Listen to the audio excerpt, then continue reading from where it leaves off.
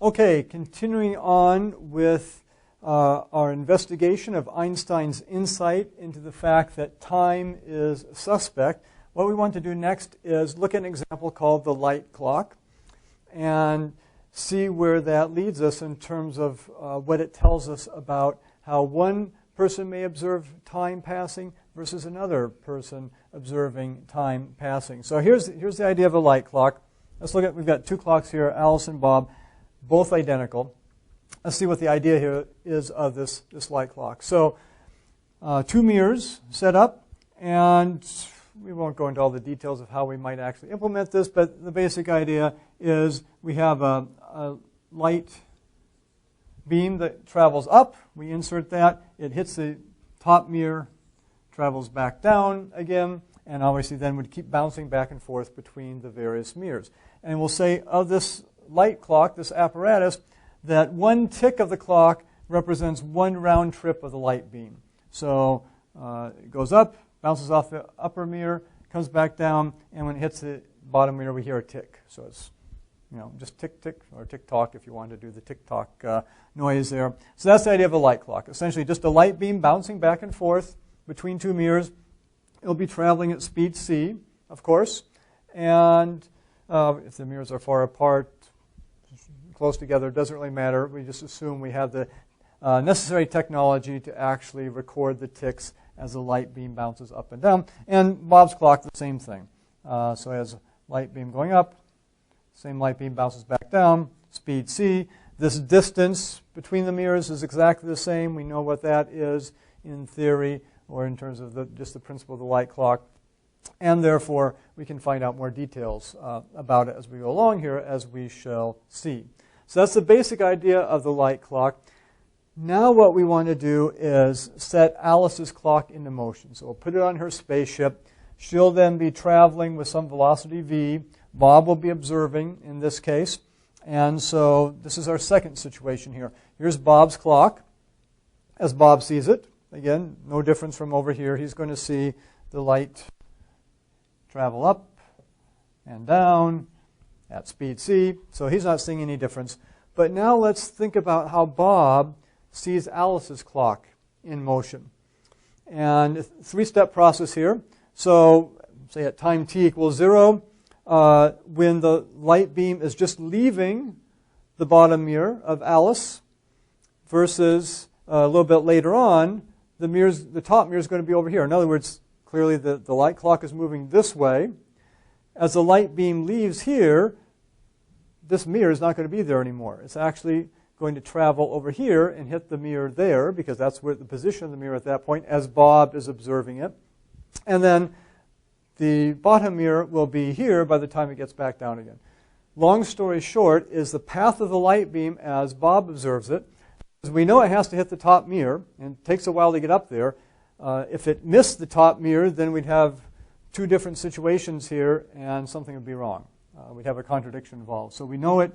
Alice is observing her clock like this. As far as she's concerned, she's not in motion, so she just sees the light beam bouncing up and down like this.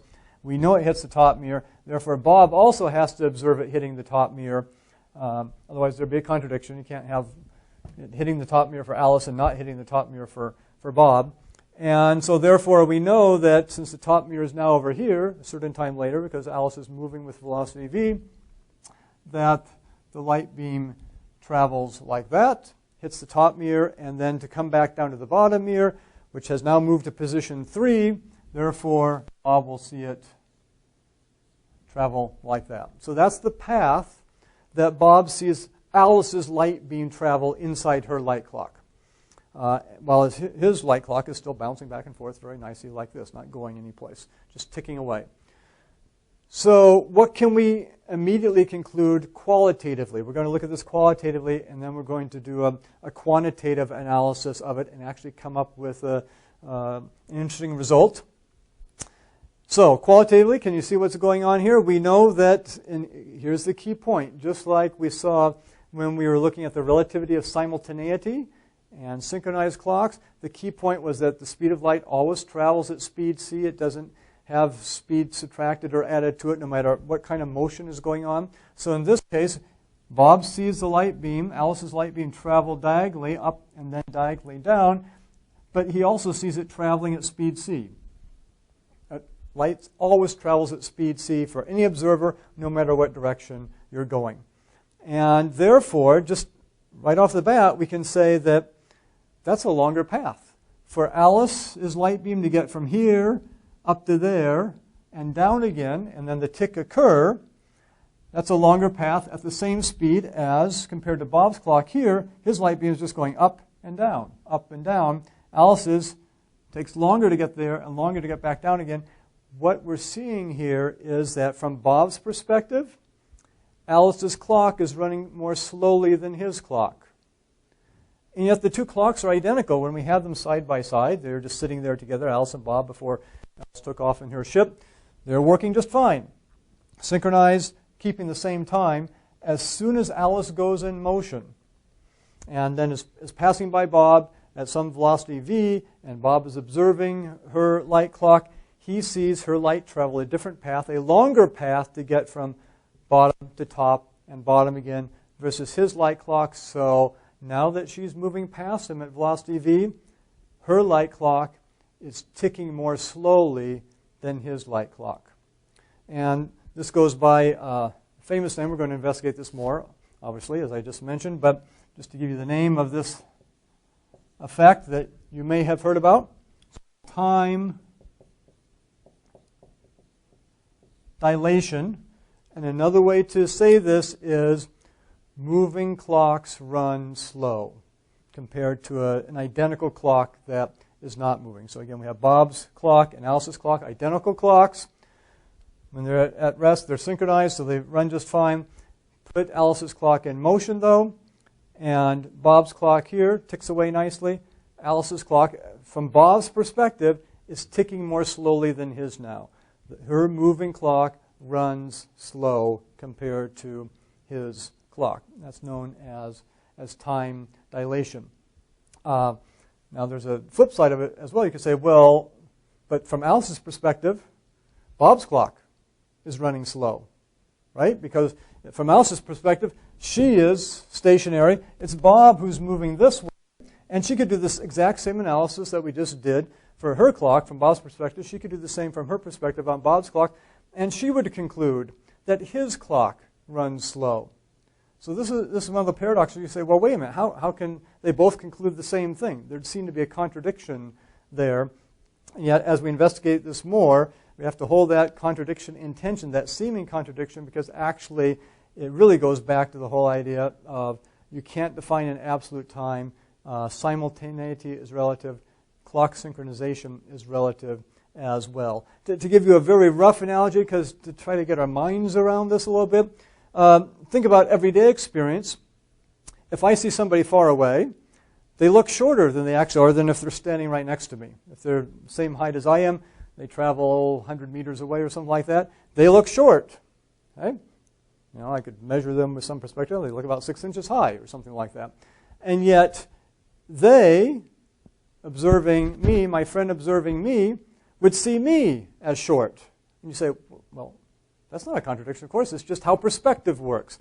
And a little bit the same idea here. It's actually not a contradiction. It's just how the perspective works in terms of Alice observing a clock, Bob's clock, and Bob observing Alice's clock. So, again, not an exact analogy, but in common day, everyday life, our common sense perspectives, we understand the idea of perspective, something farther away is going to look shorter, because we're just used to it. We see it all the time.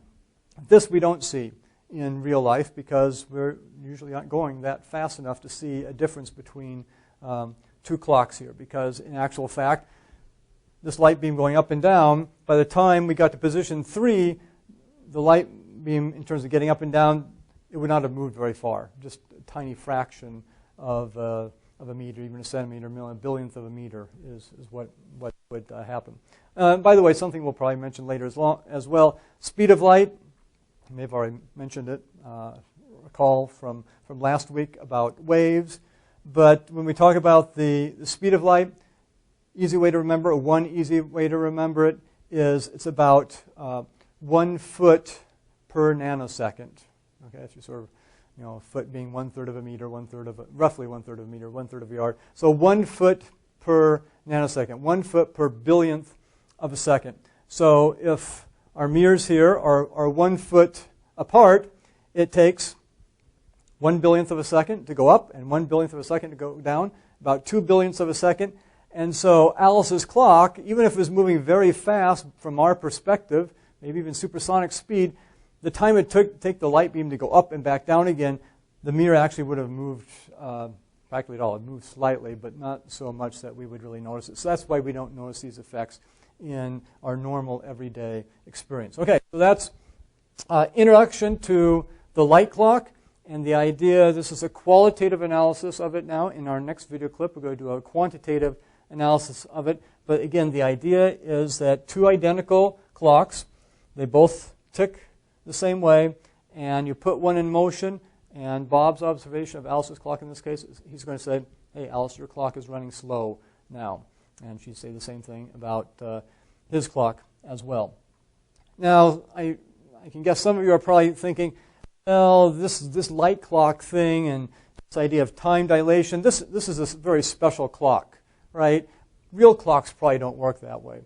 Well, later on, we'll have an argument showing that if a light clock works this way, then any clock has to work this way.